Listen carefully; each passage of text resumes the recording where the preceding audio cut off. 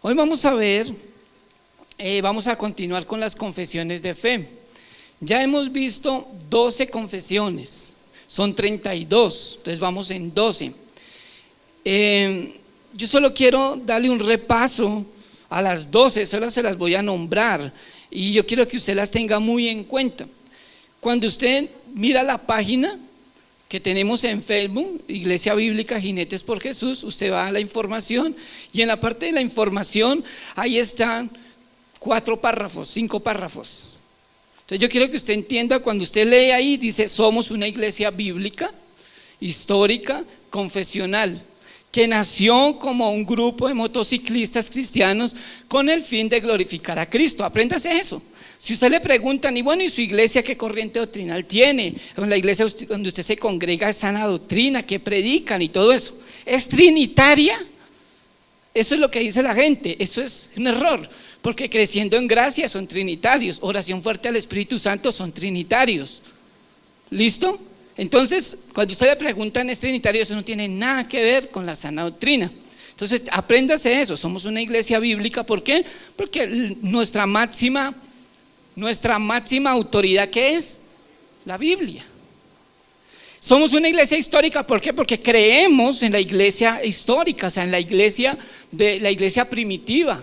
Aún Dios, la iglesia está desde el principio, desde Génesis hasta Apocalipsis. Entonces creemos en la historia de la iglesia. ¿Por qué confesional? Porque nos regimos también bajo unas confesiones de fe. ¿Cuáles son las confesiones de fe de Londres de 1689? Es la que usted compró en 5,000 pesos. Entonces nos regimos bajo esas confesiones, por eso somos una iglesia bíblica, histórica y confesional. ¿Listo? Entonces si le preguntan, es eso. ¿Ustedes son bautistas? No, somos más bíblicos. ¿Ustedes son presbiterianos? No, somos más bíblicos. ¿Son reformados? Somos más bíblicos.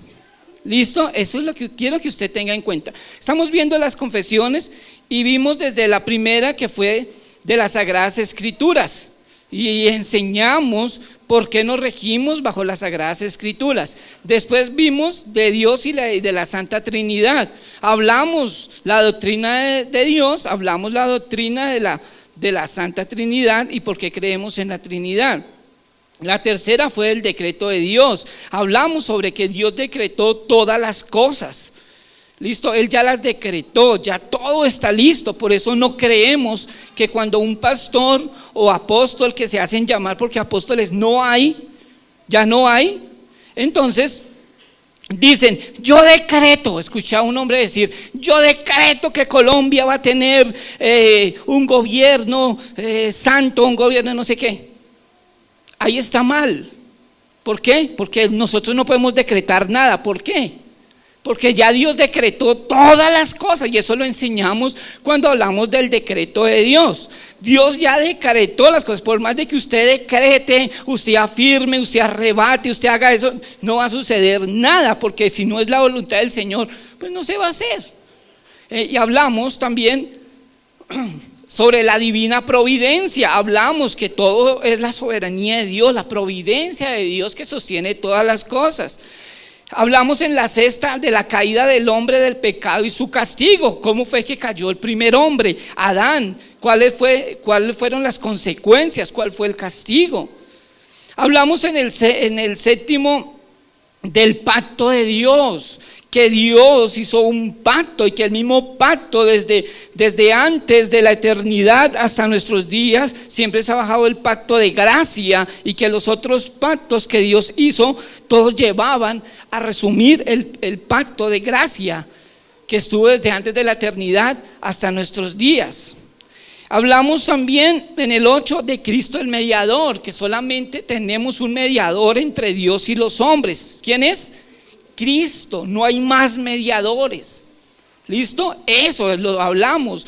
Hablamos también del libre albedrío, que el libre albedrío lo perdió Adán en el Edén. Y entonces que ahora el libre albedrío que nosotros tenemos es conforme a la naturaleza humana. Y la naturaleza del hombre, ¿cómo es? Mala, depravada. Entonces conforme a esa naturaleza el hombre tiene libre albedrío y es responsable de sus actos. pero que no tenemos libre albedrío para escoger si seguimos a Dios o no. Entonces ahí enseñamos que el ser humano no puede decidir irse al infierno o irse al cielo. Eso no depende del ser humano, depende de Dios. Y que lo que nosotros tenemos es algo que se llama responsabilidad, que nosotros somos responsables de la vida que nosotros estamos llevando. Eso es la responsabilidad del hombre. Y ahí es cuando vimos sobre Cristo el mediador, el libre albedrío, que era la 9. Vimos el llamamiento eficaz. El llamamiento eficaz es como Dios, que por su misericordia, su gracia, llamó a unos antes de la fundación del mundo, y hablamos sobre la predestinación en el llamamiento eficaz. Después vimos el 11, que era sobre la justificación, cómo Dios nos justificó. Y vimos en el 12 de la adopción, cómo Dios nos adoptó como sus hijos. Y hoy vamos a ver la 13, que es de la santificación. Ese es el resumen general de las confesiones que hemos visto hasta el día, hasta diciembre. Y ya hoy empezamos entonces con la santificación. Amén. ¿Ahí todo bien? Bueno, entonces ahora vamos a ver.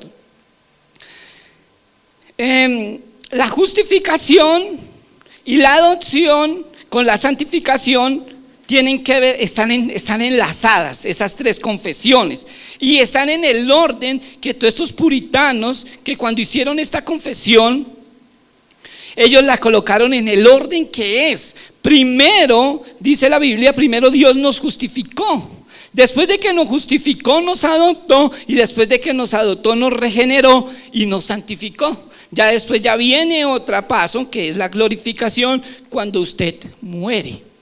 Cuando usted muere siendo elegido, cuando usted muere y se parte con el Señor, su cuerpo, usted va a ser glorificado. Eso es lo que va a suceder en el fin. Esa es la partecita de lo que hoy vamos a ver. Esa es el orden: justificación, adopción o aceptación, y regeneración o santificación, que es lo que vamos a ver hoy. Bueno, vamos a mirar qué es la palabra santificar. ¿De dónde viene la palabra santificación?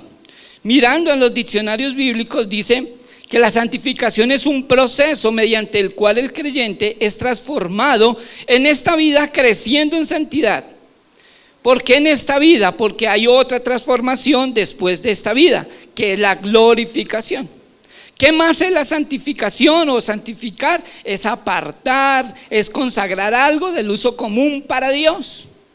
Unos hombres dijeron que una cosa, que es una cosa o persona, se convierte en su posesión exclusiva por lo que tiene el derecho sobre tal cosa o persona. Eso es lo que muchos hablaron sobre lo que era la palabra santificar. Entonces, con base en eso, vamos a mirar que la santificación bien tiene dos aspectos que quiero que los miremos. Y el primer aspecto que tiene la santificación es que hay una santidad definitiva o completa, y que hay otra santidad progresiva o consecutiva. Eso es los aspectos que tiene la santificación.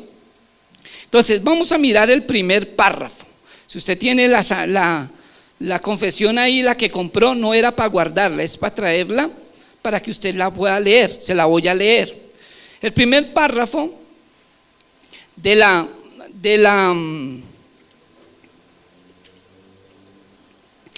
santificación dice lo siguiente.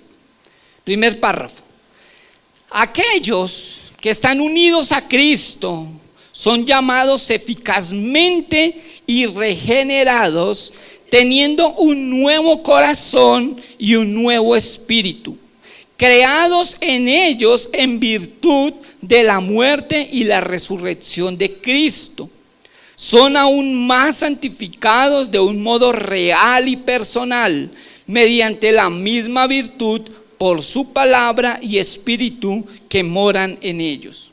El dominio del cuerpo entero del pecado es destruido, y las diversas concupiscencias del mismo se van debilitando y mortificando más y más, y se van vivificando y fortaleciendo más y más en todas las virtudes salvadoras, para la práctica de toda verdadera santidad, sin la cual nadie verá al Señor. Ese es lo que dice el primer párrafo, y ahí estamos viendo lo que es la santidad definitiva o completa. Es una santidad que viene directamente de Dios. Y yo quiero que vayamos a la Escritura. Miremos el libro de Colosenses en el capítulo 1, verso 1 y 2. Entonces vaya usted allá a Colosenses, allá en su Biblia, y vamos a aprender hoy Biblia. ¿Por qué las confesiones todas están basadas en la Escritura? Por eso es importante tener la Escritura. Capítulo 1, verso 1 y 2 de Colosenses. Dice así el apóstol Pablo a la iglesia en Colosas. Y dice: Pablo, apóstol de Jesucristo por la voluntad de Dios, y el hermano Timoteo, a los santos y fieles hermanos en Cristo que están en Colosas, gracia y paz sean a vosotros de Dios nuestro Padre y del Señor Jesucristo. Aquí no está hablando de los muertos. Yo quiero que usted ponga mucha atención, porque veo muchos creyentes que ni siquiera saben esa partecita. Entonces cuando le dicen el santo que lo beatificaron, hace poco beatificaron a una monja aquí en Colombia cuando vino el Papa, que la beatificaron, entonces ya es santa. La Biblia no enseña eso. O sea, no estoy hablando mal de la iglesia romana, sino que la Biblia no lo enseña. Aquí el apóstol Pablo no le está hablando a los muertos. ¿A quién le está hablando el apóstol Pablo aquí? ¿A quién? A los vivos. Entonces, yo quiero que usted entienda aquí esta partecita.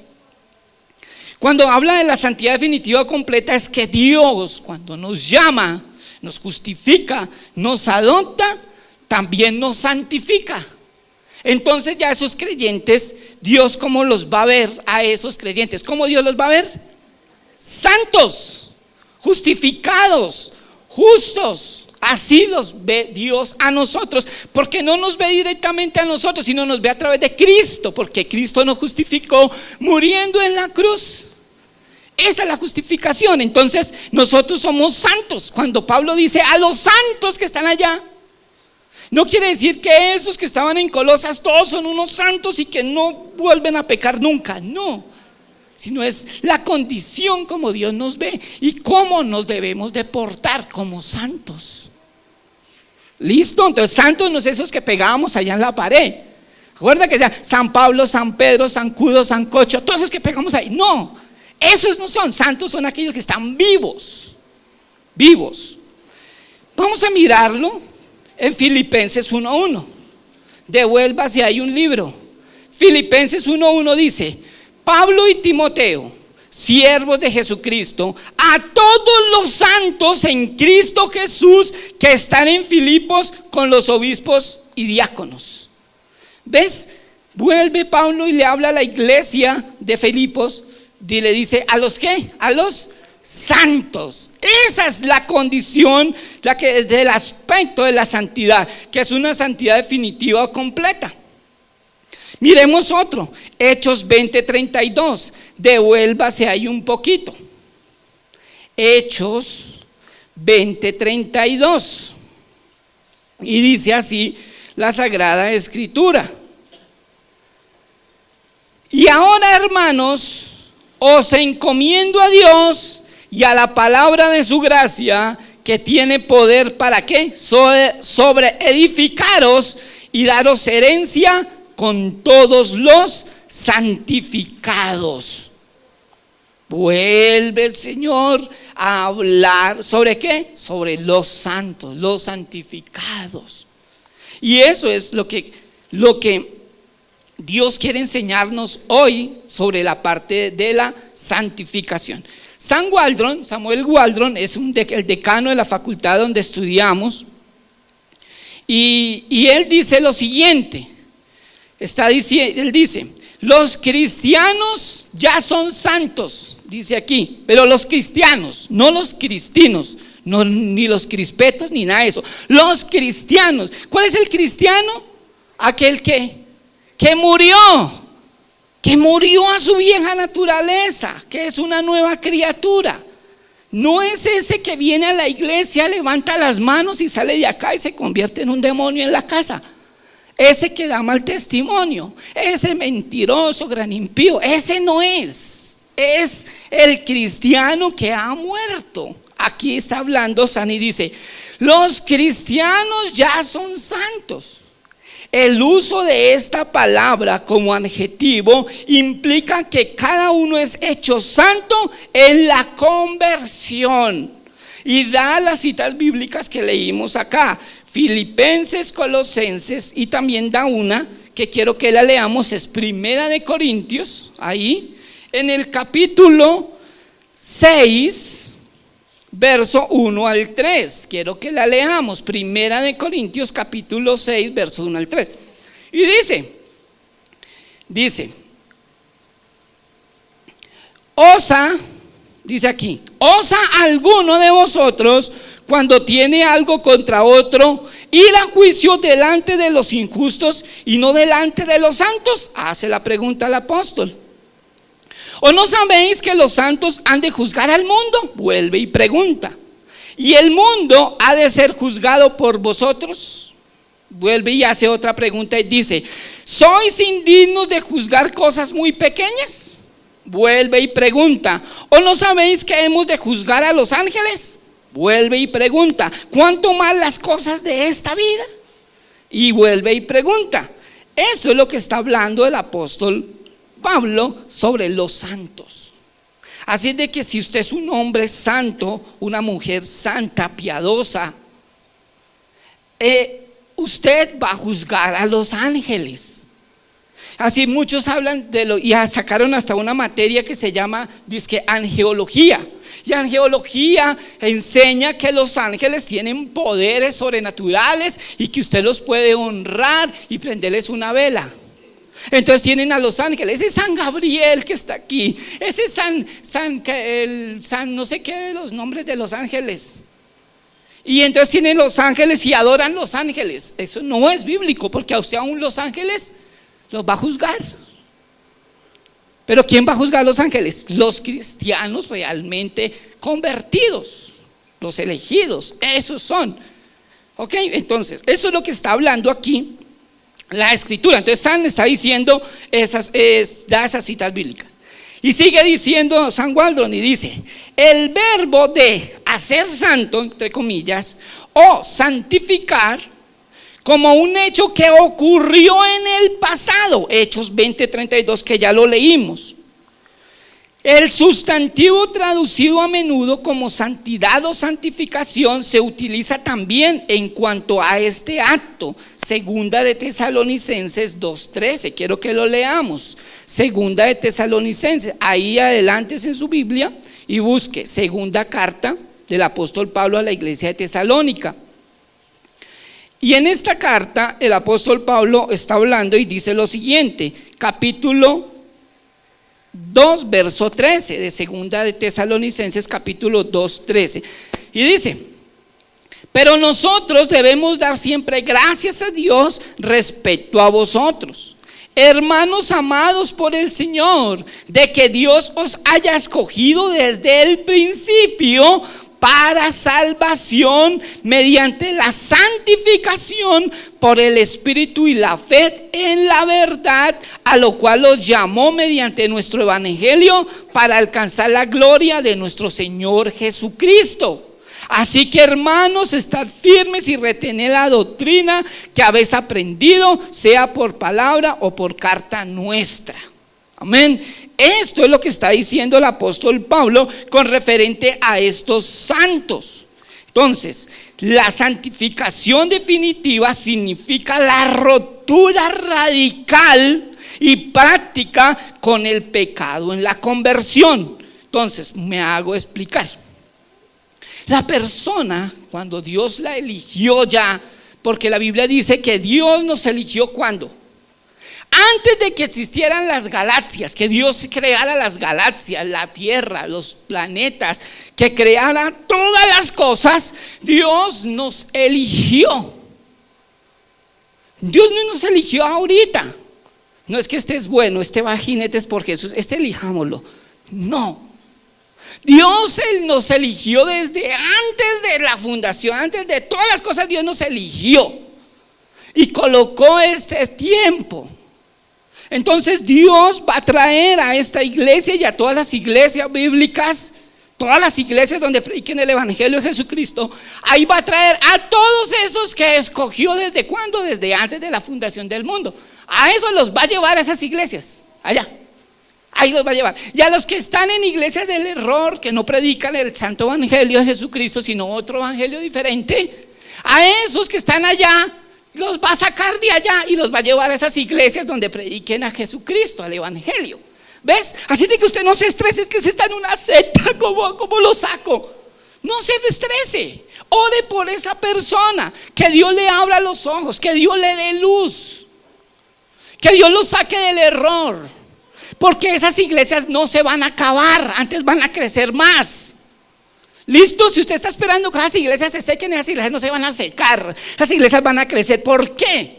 Porque la Biblia dice que Dios ha enviado un espíritu de error a esas iglesias para que crean a la mentira. Lo dice la Biblia, y si lo dice la Biblia tenemos que creerlo. Entonces esas iglesias van a creer, entonces esos apóstatas van a seguir adelante, van a tener plata, pero el juicio para ellos va a ser horrendo, va a ser terrible. Que Dios tenga misericordia a ellos. ¿Me estoy haciendo entender? Entonces, cuando la Biblia está hablando de que aquellos convertidos desde antes de la fundación del mundo, Dios los escogió. Cuando Dios los llama, esas personas van a ser radicales. ¿Por qué? Porque ellos no van a luchar en sus fuerzas, sino es Dios los va a santificar. Dios los llama y pone el querer como el hacer. Eso es lo que está hablando acá Sal Waldron cuando dice esta afirmación. Vamos a mirar el otro aspecto de la santidad que tiene, que es una santidad progresiva o consecutiva. ¿Qué quiere decir eso? Es apartarse en la conducta práctica del pecado para la justicia en forma progresiva. Y aquí está muy chévere, porque aquí hablamos, quiero que lo miremos en 1 Tesalonicenses, devuélvase un libro ahí, primera carta del apóstol Pablo a Tesalónica, en el capítulo 5, verso 23. Miremos la primera carta, capítulo 5, verso 23.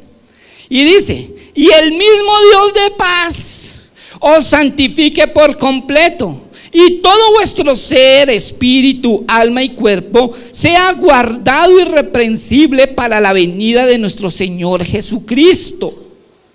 Fiel es el que os llama, el cual también lo hará. Entonces, ¿qué está hablando aquí sobre la santidad progresiva? La santidad progresiva que está hablando aquí el apóstol Pablo está diciendo que cuando nosotros llegamos a Cristo, entonces cada día Dios nos hace que seamos cada día más santos. O sea, venimos todavía con ese pecado remanente del pasado, de Adán. Todavía ese pecado remanente en nosotros. Entonces por eso es que la persona cuando conoce al Señor y a veces vienen las tentaciones y cede a esa tentación, entonces el Espíritu Santo lo reargulle y esa persona se arrepiente, le duele pecar. Entonces pecó, se arrepintió y está ahí metido. Y ahí es cuando el apóstol Pablo está hablando aquí a Tesalónica y dice lo siguiente, que es lo que le acabé de leer: y el mismo Dios de paz os santifique por completo, y todo vuestro ser, espíritu, alma y cuerpo sea guardado irreprensible para la venida de nuestro Señor Jesucristo. Miremos Romanos 6:19, devuélvase un poquito ahí en la Biblia. Y en Romanos capítulo 6, verso 19, el apóstol Pablo lo habla de la siguiente manera. Romanos 6:19 dice: hablo como humano, dice el apóstol, por vuestra humana debilidad, que así como para iniquidad presentáis vuestros miembros para servir a la inmundicia y a la iniquidad, Así ahora, para santificación, presentad vuestros miembros para servir a la justicia. Aquí está diciendo, si antes usted usaba sus miembros, sus cuerpos, para el pecado, para la rumba, para el alcohol, para el adulterio, fornicación, de todos los pecados, y usaba sus miembros para eso, ahora úselos ¿para qué? Para glorificar a Cristo, para hacer la voluntad del Señor, para hacer la obra del Señor. Ahora hágalo para eso. Eso es lo que está diciendo aquí el apóstol Pablo. Y esa es la santidad progresiva. Cada día tenemos que llegar a la plenitud de Cristo. Y cada día, por eso cada día tenemos que buscar la santidad. Cuando usted no ora, usted le está dando lugar al enemigo de que lo coja y lo vuelva un 8. Usted le abre las puertas que hay al enemigo. Por eso el apóstol Pablo está diciendo, y no deis lugar ¿a quién? Al diablo. Usted le da lugar ¿cuándo? Cuando usted le abre la puerta. Si usted no le abre la puerta, la tiene cerrada con cerrojos ahí, entonces el enemigo no lo puede tocar, no le puede hacer nada. Pero si usted le abre la puerta, él se mete y hace lo que quiere con su vida. ¿Ves? Entonces no, es porque usted le abre las puertas. Acá le está diciendo, ciérrele las puertas. ¿Ves? Y esa es donde vamos a llegar todos los días, cada día más santos, cada día metido más con el Señor. Por eso la oración es clave. Una persona que no ora, decían en mi ambiente carismático hace muchos años, el que no ora, el diablo lo devora. Y eso es verdad. Si usted no ora, usted le abre las puertas. Entonces el enemigo le comienza a maquinar en su mente, en su carne. No vaya a la iglesia. Los domingos es para descansar. De lunes a sábado trabajando y el domingo para descansar. Y qué pereza. Ahí quiere decir que usted todavía no ha nacido de nuevo, usted no es cristiano, usted solamente es un simpatizante. Pero si usted nació de nuevo, usted va a entender la escritura donde dice que el domingo es el día del Señor. Usted tiene que el día del Señor metido allá con Dios, orando, santificándose. ¿Ves? Entonces cuando usted no ora y no le estudia la escritura, usted le abre esa puerta para que lleguen todos esos pensamientos a su mente. Es que ya es un legalista, ya se van al extremo. No en ningún extremo, es la escritura. Pero solamente lo entienden las personas nacidas de nuevo, elegidas. El resto no lo entiende, porque el evangelio para los que se pierden es ¿qué? Locura, son locos. Pero para los que se salvan es ¿qué? Poder de Dios. ¿Sí me estoy haciendo entender? Muy bien, ustedes son muy inteligentes. Entonces, la santificación no es en dos etapas distintas, sino son dos caras de la misma moneda. Eso es lo que es la santificación. Santificación definitiva o completa, y la santificación progresiva. Esos son los dos aspectos. Ahora, quiero que miremos el párrafo 2 de la santificación, del 13. Pero antes quiero leerles este apunte, lo más de bonito que conseguí, que dice: la justificación, que el miércoles estuvieron predicando sobre la justificación. La justificación es el cambio del estado legal o sentencia ante el trono de Dios. La regeneración es el implante de una nueva naturaleza, es la nueva creación, es el nuevo nacimiento. La santificación es el cambio de carácter moral en el alma, es la renovación ética, fruto de la regeneración. Estas ocurren en el mismo momento y son inseparables. Le voy a explicar ese pedacito.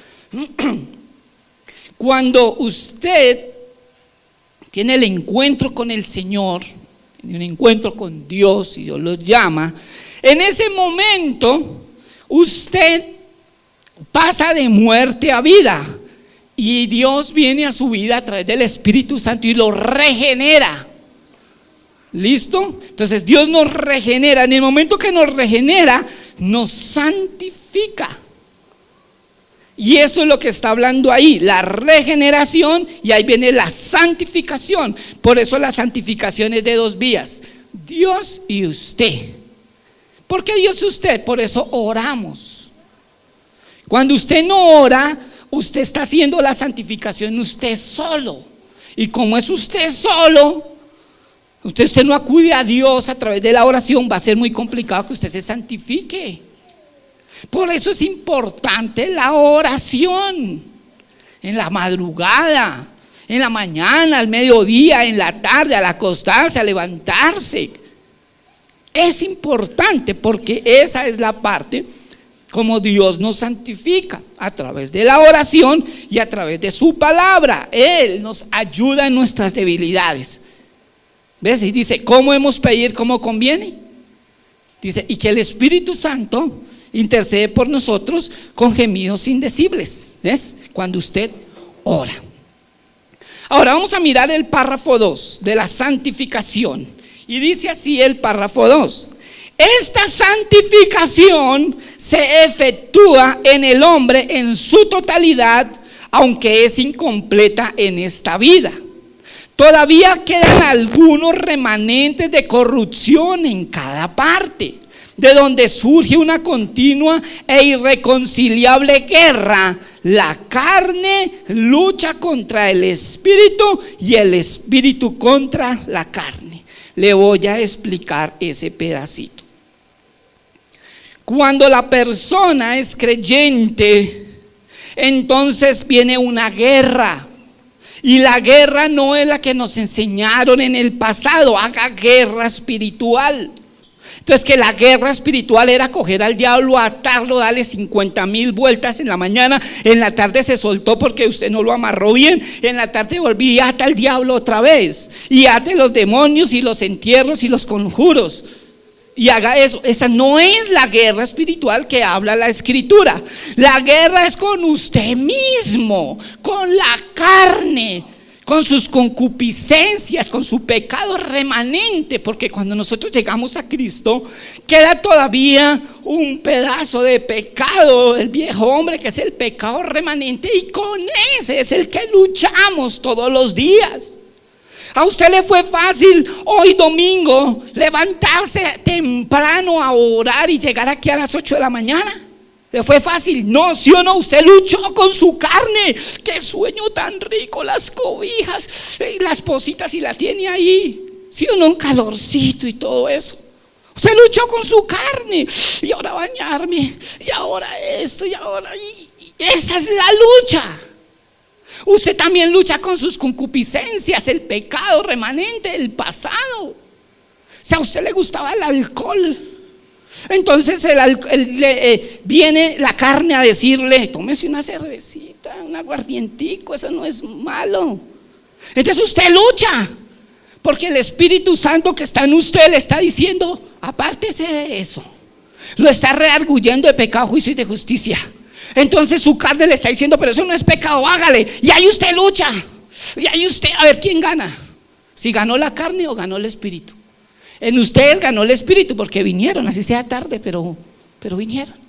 Pero los que no vinieron, bueno, porque tienen compromisos, se fueron a congregar a otra iglesia, o porque están súper ocupados y está más importante lo que están haciendo, porque es clave, y sin eso, mejor dicho, no pueden vivir. Y uno entiende y uno los comprende, ¿sí? Entonces, pero otros que no pudieron venir porque no quisieron, no se les dio la voluntad. ¿Quién ganó ahí? La carne. Esa es la guerra espiritual, con usted mismo, con sus pensamientos, con las maquinaciones, con sus debilidades, con la ira, con el enojo, la contienda. Entonces las personas airadas, y entonces gana más. ¿Qué gana más? La carne, la venganza, el hacer justicia por nuestras propias manos. Todo eso es la carne. Entonces es la guerra espiritual con la que usted tiene que luchar todos los días.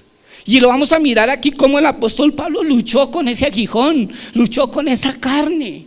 Y todos los días es la guerra espiritual con nosotros mismos. El diablo, déjelo allá quieto, como dicen por ahí, déjelo sano.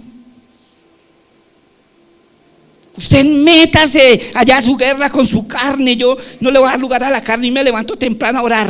Hoy voy a la iglesia, voy a santificarme, no voy a decir malas palabras. Cuando me vacíen, me regañen, no voy a responder así, porque la blanda palabra aplaca la ira, pero la palabra áspera hace subir el furor. Cuando mi esposa me regañe y me diga todo eso, pues yo no le voy a responder, le voy a responder con unas palabras de amor. Ahí usted gana. Porque si usted le responde con otra piedra, gana la carne. Entonces la carne gana y esa es la lucha. Y si la carne gana, manifiestas son las obras de la carne. ¿Cuáles son? ¿Cuáles son las manifiestas obras de la carne? ¿Ya se las aprendió? Gálatas 5. Manifiestas son las obras de la carne. ¿Cuáles son? Borracheras, orgías, adulterio, fornicación, ira, enojo. ¿Cómo? Las contiendas. ¿Sí o no? La brujería, la hechicería no son obras del diablo, son obras de ¿qué? De la carne. Lea. Pero como nosotros no leemos, entonces ya viene uno allá con mentiras, allá en un púlpito a predicar cosas que no son. Y usted dice, sí, eso es verdad. Y todo se le echa la culpa al diablo, no es su carne. Aún la brujería y la hechicería son obras de la carne. Lea la escritura. Por eso es chévere ir a la escritura. Por eso tenemos que ser una iglesia bíblica. Entonces, esa es la lucha del creyente con su carne, con sus debilidades, con su pasado, con las concupiscencias. Y la gente no quiere morir a su carne. Y como no quiere morir a su carne, pues no se santifica y vives, ya es un cristiano carnal. Y la iglesia no puede tener miembros de cristianos carnales, porque un cristiano carnal, ¿cómo va a formar sus discípulos? ¿Cómo los forma? Pues discípulos carnales. Y el que es un cristiano carnal no es cristiano, está grave, está tostado, como los lugares donde venden la competencia de Juan Valdesioma. ¿Cuál es? ¿Cuál es la competencia de Juan Valdesioma? Tostado. Así están. No es que yo no me la hago montar y soy cristiano y tengo que hacer guerra espiritual, pero la guerra espiritual la está haciendo es usted. ¿Cómo es que se hace la guerra espiritual? Es con su carne, con su carne. Morir a eso. No, yo era en el pasado así, pero soy una nueva criatura. Hay una canción bonita que dice: soy nueva criatura, ya no tengo atadura. ¿Cómo es? Dice: soy nueva criatura, ya no tengo atadura. ¿Sí? Esas ataduras ya se rompieron en el momento que usted conoció la escritura. Conoceréis la verdad y la verdad os hará libres. Por más guerra espiritual que le unjan las manos, le echen aceite, le echen hasta aceite purísimo y allá, y le hagan guerra y le saquen los demonios, y le sacaron todos los demonios. Si usted no lucha con su carne y muera su carne, de nada sirve todo eso. Que ayunó 40 días y todo eso, ¿para qué usen sus fuerzas? ¿Cuál es la mejor? Es usted luchar con su carne todos los días. Señor, santifícame. Señor, ayúdame a cambiar en esto. Dios, ayúdame. En mi fuerza no puedo, pero en tu fuerza sí. Dependo de ti, Dios. Dependo de tu gracia, de tu misericordia, Señor. Quítame esa ira. Que cuando yo vaya a hablar palabras que a ti no te glorifican, Señor, que me vuelva tartamudo. ¿Ves? Quizás James es tartamudo porque Dios, hasta que lo enseña a hablar clarito y bien, es cuando no sea grosero, ese día va a hablar bien. Pero nosotros tenemos que entender de que la lucha es con mi carne y que todos los días tenemos que ir al trono de la gracia y decirle: Señor, cámbiame, transfórmame. Usted quiere cambiar a todo el mundo, usted quiere cambiar al vecino, cambiar a su esposa, a su esposo, cambiar a aquel y cambiar a todo el mundo. Usted no puede cambiar a nadie, porque ni siquiera usted puede cambiar, mucho menos va a cambiar a los demás. Esa es la santificación que está hablando la escritura. La confesión en el párrafo 2 está hablando de eso. Quiero que las palabras, como dice el párrafo, Dios nos santifica. Ahora, la evidencia de la santificación es la siguiente: Dios nos santifica y quedamos santificados porque pasamos a formar parte de su reino. Pero esto trae como consecuencia que ahora tenemos un querer de no someternos al pecado y no incurrir en ello, y se evidencia en una lucha mental interna. Esa es la lucha que tenemos. Romanos 7, en el capítulo 7, verso 15 al 20, mire lo que dice el apóstol. 15 al 20. Porque lo que hago no lo entiendo, pues no hago lo que quiero, sino lo que aborrezco, eso hago. Y si lo que no quiero esto hago, apruebo que la ley es buena. De manera que ya no soy yo quien hace aquello, sino el pecado que mora en mí, está diciendo el apóstol. Y yo sé que en mí, esto es en mi carne, no mora el bien, porque el querer el bien está en mí, pero no el hacerlo. Porque no hago el bien que quiero, sino el mal que no quiero, eso hago. Y si hago lo que no quiero, ya no lo hago yo, sino el pecado que mora ¿qué? En mí. Aquí el apóstol Pablo está diciendo: yo quiero hacer lo bueno, yo quiero ir a la iglesia, yo quiero hacer eso, pero siempre termino haciendo lo que no quiero hacer. Y esa es la lucha. Si ve que ahí no dice el apóstol que está luchando con demonios, potestades, toda esa vaina, está luchando es con él mismo. Porque yo quiero ir a la iglesia, yo quiero santificarme, yo no quiero responderle mal a mi esposa, a mi esposo, a mis hijos, ni a mis empleados, ni a mis jefes, ni a nadie, a mis docentes, profesores. Yo no les quiero contestar mal, pero es que es el pecado que mora en mí, ese remanente es el que gobierna mi vida. Y mire cómo concluye el apóstol Pablo en el verso 24. Capítulo 7, verso 24. Mire cómo concluye ese pedacito que está diciendo. ¿Qué dice?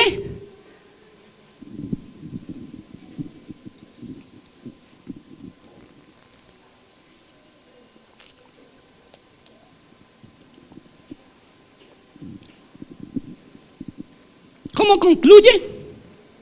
Miserable de mí. ¿Qué dice ahí? Sí, verso 24, capítulo 7 de Romanos. Miserable de mí, ¿quién me librará de este cuerpo de muerte? ¿Quién me librará? Cuando uno conoce más la escritura, más de Dios, es cuando uno se vuelve más humilde, más sensible y más dependiente de Dios, y entiende que somos unos gusanos delante de Dios, que somos lo más vil, que somos lo peor. Porque cuando usted no conoce la escritura, no conoce la palabra, usted se vuelve más altivo, más orgulloso y quiere más la fama, el protagonismo, el querer. Por eso uno ve tantos vanagloriosos que yo tengo, yo soy, es mi iglesia y todo, y uno los ve altivos y ya no caminan sino levitan. Saque una cita con ellos, así se las da, porque no conocen la escritura. Por eso el apóstol Pablo dijo: miserable de mí, dijo el apóstol, miserable de mí, ¿quién escapará de este cuerpo de pecado? Por eso cada día más humildes, menos juzgar y más de postrarse uno. Levanta la mano: Señor, miserable gusano delante de ti, porque quiero hacer lo bueno y siempre termino haciendo lo malo, siempre mis pensamientos son pecaminosos. Y si uno reconoce eso delante de Dios, somos como el publicano y el fariseo. Acuérdese la luz de la parábola de Cristo, que había el fariseo y el publicano. El fariseo parado, postrado: yo no soy como este publicano gran impío, ese que es un pecador. Yo diezmo, yo ofrendo, yo hago, yo tengo lo mejor, yo tengo mi iglesia, es la más grande, la más bonita. Estos no tienen fe, yo sí tengo. Y ese es. Pero el publicano, ¿qué era? Postrado: Señor, soy un pecador, soy un vil, Señor, reconozco mi dependencia hacia ti. Y dice Jesús: ¿quién fue justificado? ¿El fariseo? No, el publicano. Entre más conocemos a Cristo, más humildes, más postrados, más metidos con Dios. Eso es lo que está diciendo el apóstol. Eso es. Mire las palabras de Juan Carlos Rile. Aquí Juan Carlos Rile dice, ponga mucha atención a esta frase tan bonita: el que ha nacido de nuevo, el que ha nacido de nuevo y ha sido hecho una nueva criatura, recibe una nueva naturaleza y un nuevo principio, y siempre vive una nueva vida. En una palabra, donde no hay santificación, no hay regeneración, y donde no hay una vida santa, no ha habido nuevo nacimiento. ¿Qué tal esas palabras? Entonces, donde no ha habido un nuevo nacimiento, donde no ha habido que es una nueva criatura, una nueva naturaleza, un nuevo principio, siempre se vive una vida nueva. En una palabra, donde no hay santificación, no hay regeneración, y donde no hay una vida santa, no ha habido nuevo nacimiento. Quiere decir que esas personas no han nacido de nuevo. Están como la competencia de Juan Valdez y Oma. ¿Cómo están? Tostados. ¿Qué tienen que hacer? Arrepentirse, postrarse delante de Dios y decirle: Señor, llevo a la iglesia asistiendo 20, 30 años, pero todavía no he nacido de nuevo, todavía soy un cristiano carnal. O sea, quiere decir que todavía no es salvo. Ore a ver si Dios tiene misericordia de usted, porque no sabemos, solo Dios lo sabe. Vamos a mirar el párrafo 3. En dicha guerra, dice el párrafo 3 de nuestra confesión: en dicha guerra, aunque la corrupción que aún queda prevalezca mucho por algún tiempo, la parte regenerada triunfa a través de la continua provisión de fuerzas por parte del Espíritu santificador de Cristo. Y así los santos crecen en la gracia, perfeccionando la santidad en el temor de Dios, prosiguiendo una vida celestial en obediencia evangélica a todos los mandatos que Cristo, como cabeza y rey, les ha prescrito en su palabra. Tremenda esta partecita, me gusta mucho como los grandes puritanos escribieron este párrafo en la confesión. ¿Qué está diciendo ahí? Que es el progreso de la santificación. Aunque todavía mora en nosotros ese pecado remanente, pero ese pecado remanente con la santificación triunfa sobre ese pecado. O sea, la santidad, el espíritu que está en usted triunfa sobre ese pecado. O sea que usted cada día va muriendo a ese viejo hombre, hasta que cada día usted se vuelve más santo. Las personas que conocen del Señor y cada día su vida va cambiando, transformando, ya no son como antes, quiere decir que murieron. Entonces, al morir, uno se da cuenta que son nuevas criaturas. ¿Y quién gana? El espíritu sobre la carne. Ya no actúa como antes. Ya su viejo hombre murió, quedó sepultado. No hay resurrección de ese muerto impío, ya no resucita más. Usted ya es una nueva criatura. Eso es lo que está diciendo la confesión. El verdadero Hijo de Dios progresa en la gracia, avanza cada día en santidad, y esa es la realidad, es la que debe pasar en la vida del verdadero creyente. Se me viene esta ilustración a mente de José y la esposa de Putifar. José, cuando supimos que José realmente era un creyente verdadero, nacido de nuevo, cuando fue tentado. ¿Cómo vamos a saber si usted realmente nació de nuevo? Cuando viene la prueba de la tentación. Ahí usted se da cuenta: soy nueva, yo era terrible y me estoy dando cuenta de que realmente soy otro. Soy otro porque mire, yo reaccioné diferente, o sea que nací de nuevo. Señor, gracias por tu misericordia. Pero cuando usted la embarró, dijo: uy, no, terrible, yo, ¿por qué actúa así? Se da cuenta que usted no es nacido de nuevo, se está paila. José, vino la tentación. Santiago dice Santiago que Dios no nos dejará de ser tentados más de qué, de lo que podamos resistir, sino que junto con la tentación nos da qué, la salida, la palabra. Ese momento que viene la prueba y viene la tentación, y al volver a que yo vuelva a ese hombre viejo que ya murió.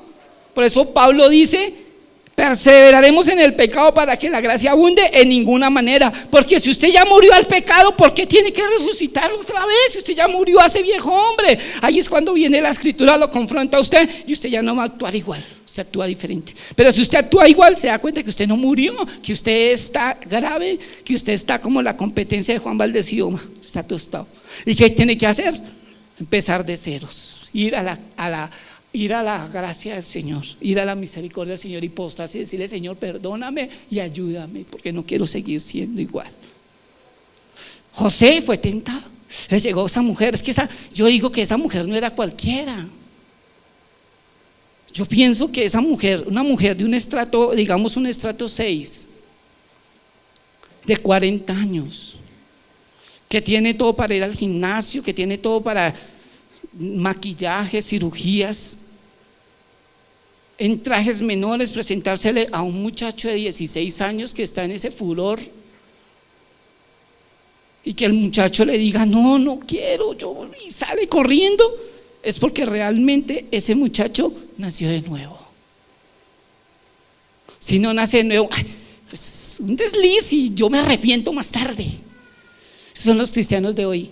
Pues yo lo hago y me arrepiento por la tarde, porque es la gracia. Está tostado. Si se muere, para el infierno se va. Así es. Así no me guste, pero así dice la escritura. ¿Y qué podemos hacer? Rompémosla. Es que eso es duro, rompamos la Biblia, porque es que eso es duro y yo quiero que me hablen solo de amor, amor, amor. El padre que ama al hijo, ¿qué tiene que hacer? Corregirlo, castigarlo, formarlo, porque lo ama. El que no le ama, haga lo que se le dé la voluntad. Por eso aquí dijimos, no le vamos a exigir sino solamente a los miembros. Le vamos a exigir al que realmente está metido con Dios. A ese le vamos a exigir, al resto dejámoslos quietos, que hasta que nazcan de nuevo, porque ya se les predica la palabra y entre más predico de esto, más lo hacen. Yo digo, Señor, ¿será que es que les entra por un nivel y le sale por el otro? Va a decir que se tapen uno para que no se les salga. Porque entre más predico de pecado, entre más predico de esto, la gente más peca, más impía se vuelve. ¿Por qué? Digo, Señor, ¿por qué? Porque no es el tiempo. Bueno, siga predicando, así sea uno. Bueno, listo, así sea uno. Entonces José fue probado, pero como José nació de nuevo, salió huyendo. Fue a la cárcel. Y fue a la cárcel. Y Dios vio su fidelidad, su santidad y lo honró. Si usted sigue actuando como en el pasado, examínese cómo está su vida. No peleé conmigo, no peleé con la iglesia, peleé con su carne. Y póstrese y arrepiéntase, porque si se llega a morir ahorita, para el infierno se va. Así de sencillo. No podemos con agua tibias, porque formamos a cristianos. ¿Sabe cómo formamos? Estamos formando a esos cristianos mediocres, cristianos impíos. Estamos formando, son cristianos que hacen lo que se les da la gana, por no predicarle la escritura. Entonces yo me voy para otra iglesia. Pues hermano, si eso es lo que Dios quiere, pues váyase para otra. Pero si usted quiere sujetarse a la escritura, a la palabra, usted hace lo que la escritura dice. Y esta es tu casa. ¿Por qué no nos vamos a estresar más por eso? Porque Dios dijo que Dios iba a añadir a la iglesia a los que han de ser salvos. Si usted es salvo, Dios lo va a añadir y va a hacer que usted se porte como un cristiano verdadero, nacido de nuevo, y se vuelva usted un miembro de esta iglesia. Estamos empezando a trabajar con la membresía de la iglesia, a formar miembros. Y para usted ser miembro de una iglesia bíblica, usted tiene que santificarse y vivir en santidad. Si no, es un simple asistente que viene cada 8 días y esperar el tiempo que usted quiera santificarse, porque nos dijeron, eso es un tiempo, es un proceso. Eso no es de la noche a la mañana, vaya, siga pecando. Cuando se canse de pecar, entonces ya se mete con Dios. No, así no dice la escritura. Póngase sobre sus pies. Dura es la palabra, ¿quién la podrá llevar? Dijo él.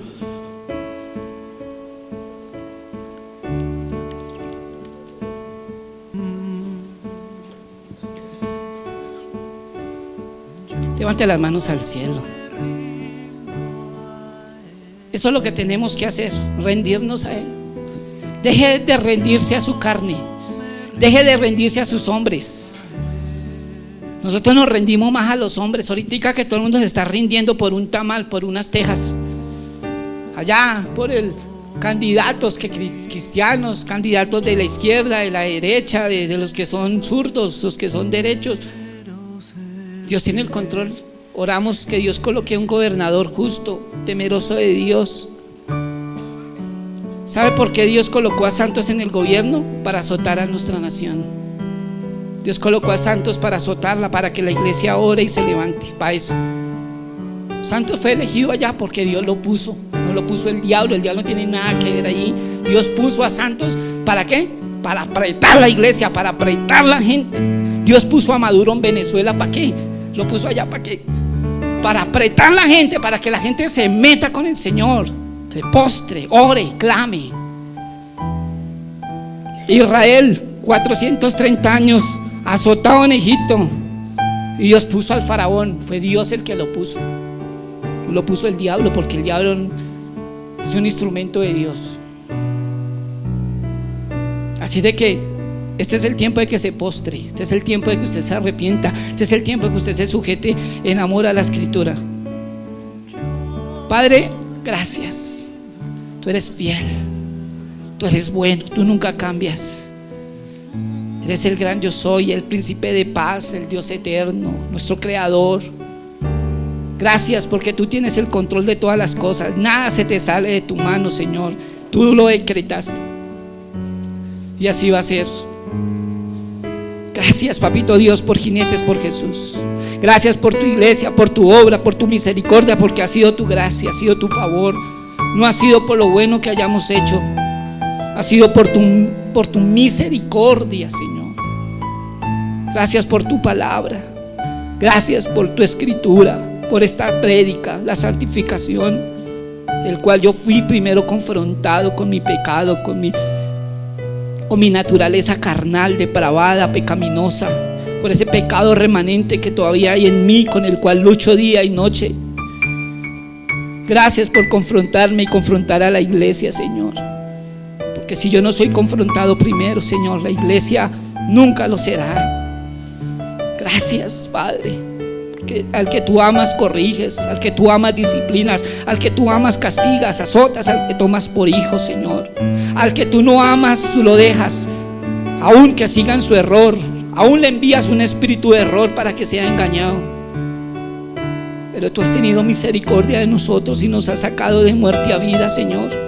Estábamos muertos en nuestros delitos y pecados y tú nos diste vida llamándonos desde antes de la fundación del mundo. Nos elegiste por tu misericordia y tu amor.